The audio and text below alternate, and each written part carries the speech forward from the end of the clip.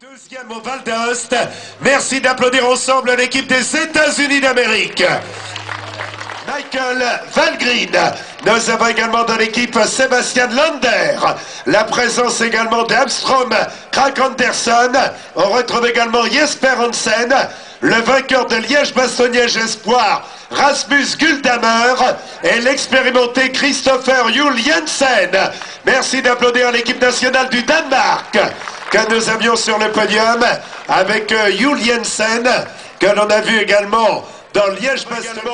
Michael Hepburn, double champion du monde de poursuite par équipe et premier maillot jaune.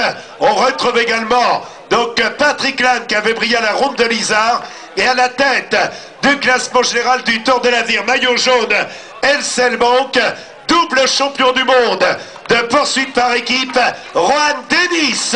Merci d'applaudir la formation australienne. Vous l'avez vu avec déjà des cartes d'identité intéressantes, et je crois qu'il y aura un souvenir donc pour les Australiens donc que nous avons ce matin. Du Tour de l'Avenir, pardon. Voilà, merci monsieur le maire. C'est donc monsieur Gérard Keller, maire, qui vient de récompenser le maillot jaune. Donc le coureur venu d'Australie, on rappelle qu'il s'appelle Rohan Dennis, double champion du monde tchèque. Bien évidemment, nous reviennent les noms donc de Ferre Bauer, de Jiří Skoda, ou encore de coureurs donc comme Jan Svorada. L'équipe que nous avons ici est dirigée par René Anderlé. Elle est composée par Petr Vakok. On a également Lucas Smola, Olaf Jogev. On retrouve également Jan Hirt, Thomas Danachik et également Chris Newton à la tête donc de l'équipe de Grande-Bretagne que nous retrouvons maintenant. Elle est composée d'un coureur qui a été champion du monde sur piste, Simon Yates. On retrouve également dans l'équipe la présence de Scott Twets, également Eric Arl. Voilà l'équipe que nous allons retrouver maintenant sur le podium, privé donc de Florian Golg qui a abandonné donc lors de l'étape d'hier. La formation autrichienne est composée entre autres de David Wöhrer. On retrouve également dans l'équipe Jan Sokol qui a brillé au Tour de Thuringe, Patrick Conrad qui a connu le podium au championnat national. Il y a également Mark Conner qui a terminé 4e des championnats d'Europe. Et la meilleure équipe de l'étape d'hier, on applaudit l'équipe nationale des Pays-Bas. Voilà les Pays-Bas que nous retrouvons dans le titre. Eh bien, de voir la présence de l'énorme public norvégien sur les routes du Tour. L'équipe est dirigée par Martin Vesby. On retrouve également dans la formation Johan Fredrik Zisler.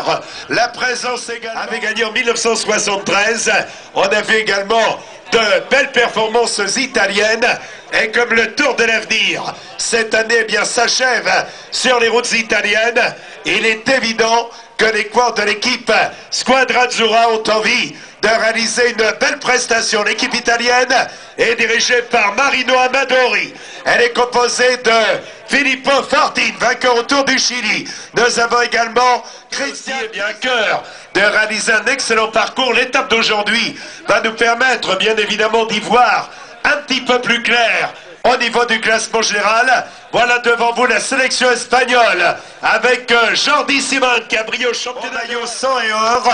Eh bien, nous allons accueillir maintenant l'équipe nationale de Suisse. Et justement, le Tour de l'Avenir passera par la Suisse.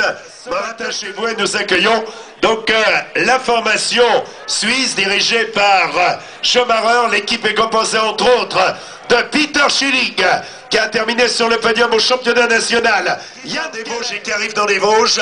Robert Villet-Bruyère, 151 km à couvrir. Et maintenant, eh bien, c'est l'équipe de Belgique que nous allons accueillir. L'équipe est dirigée par Jean-Pierre Dubois, un nom et un prénom bien français pour ce directeur sportif qui avait porté les couleurs de l'équipe Lotto. Et là, eh bien là, est composé d'un coureur qui a gagné la Flèche Ardennaise. Il fut 3e de la Classique des Alpes, Zico Waitens. On retrouve également dans l'équipe le vainqueur de Liège-Bastogne-Liège de cette équipe kazakh, tout proche de l'Asie d'ailleurs. Des coureurs kazakhs disputent régulièrement le championnat asiatique. Et là, dans cette équipe, il y a évidemment de nombreux coureurs désireux de rejoindre le peloton professionnel et bien évidemment de prendre la succession de Vinokourov au sein de l'équipe Astana. L'équipe est composée entre autres de Arman Kamichev, vainqueur du ZLM Tour. Nous avons également Abraïzam de France, que nous retrouvons maintenant sur le podium. Elle est dirigée par Bernard Bourreau, qui avait été en son temps l'un des meilleurs coureurs professionnels. La vallée du Béda, deuxième hier, deuxième de Liège-Bastogne-Liège, le rat d'étape autour des Pays de Savoie, autour de Romain Bardet. On retrouve Warren Barguil. Il a gagné dans le Morbihan, il a été champion de France junior. Il vient de briller autour de là. On retrouve également Antoine Lavieux qui a gagné au Tour de Navarre. Aubert Aragon qui vient de réaliser. Maintenant, à Chavec-Rambervillers était une ville dans le vent, mais on le vérifie au proc. Vous êtes...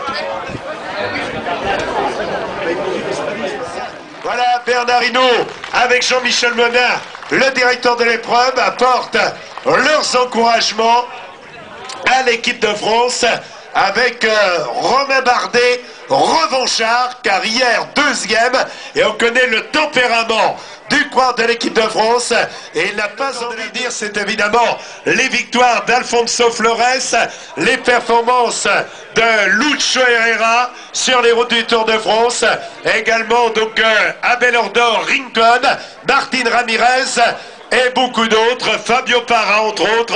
Voilà, merci mesdames et messieurs d'accueillir l'équipe nationale de Colombie. Elle est dirigée par Luis Fernando Saldaria. Nous rejoindre sur le regard de l'ancien champion italien, donc Fabien Rossolini, qui avait été coéquipier de Guido de Rosso. Maintenant, voilà, là c'est véritablement la mondialisation du cyclisme avec le centre mondial. En effet, on retrouve 6 coureurs de 6 nations différentes. L'équipe est dirigée par Michel Thèse. Elle est composée d'un coureur venu de Tunisie, Oussam Nasri, qui a brillé en gagnant le championnat d'Arabie. Nous avons également un coureur venu d'Iran, Arvin Moazemi. On retrouve un coureur venu donc d'Éthiopie, Sabu Djermé, qui s'est distingué au Tour de Toscane. Un coureur venu d'Ouzbékistan avec Romain Dronin. On retrouve un coureur venu d'Érythrée avec Nathanaël Beran. Et un coureur venu de Biélorussie qui a déjà terminé 9e du Tour de l'Avenir, Andrei Krasilniko. Merci d'applaudir toutes ces nations et ces coureurs. Ludwig et Eric Zabel avaient commencé sa carrière sur les routes du Tour de l'Avenir. Il en fait le maillot vert avec de nombreuses victoires d'étape. Il avait gagné dans le même Tour de l'Avenir 4 victoires d'étape. L'équipe d'Allemagne est composée entre autres de l'animateur du Tour Poitou-Charentes et du Tour de Berlin, Rudiger Selig.